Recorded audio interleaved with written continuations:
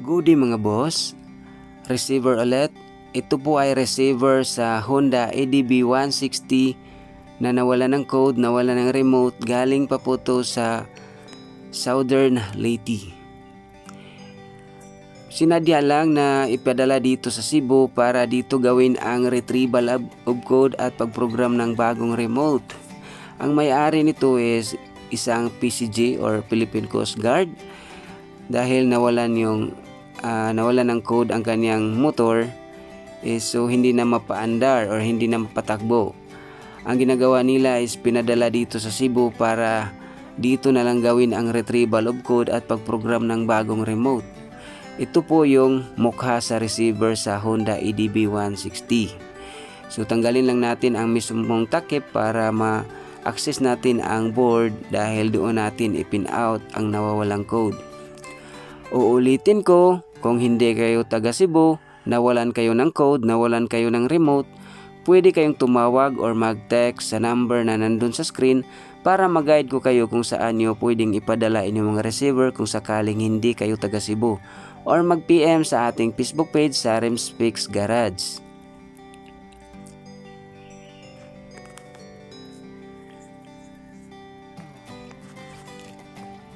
Ito na po yung mukha sa board sa loob sa kanyang receiver. Dito natin ipin out ang nawawalang code.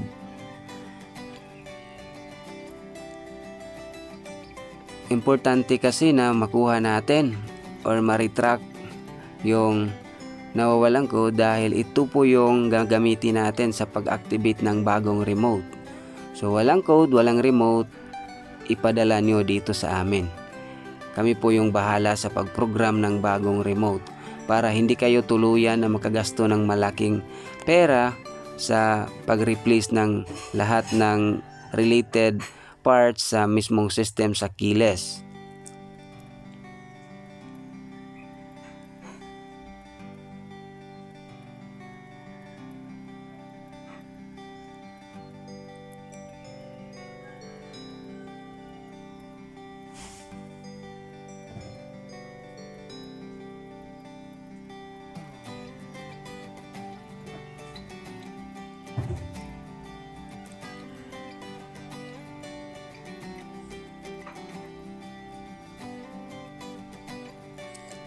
Ayan, ito na po yung dalawang code na na-retrieve natin. Ito po yung dalawang remote din na nawala. So isa dito is gagamitin natin pang activate sa bagong remote, at pagtatapos ma-activate natin ang bagong remote ay deactivate natin yung mga nawawalang code at nawawalang remote para safe ang motor ni boss kung sakaling may makapulot. Okay? Hintayin na lang natin na ma-activate ang bagong remote at ma-input ang lahat ng code para maging successful po yung pag-activate natin sa bagong remote.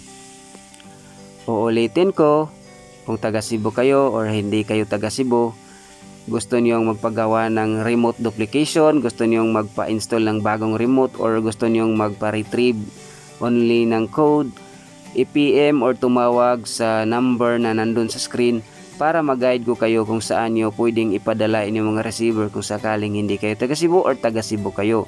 Pwede tayong mag-home service within sa Cebu area.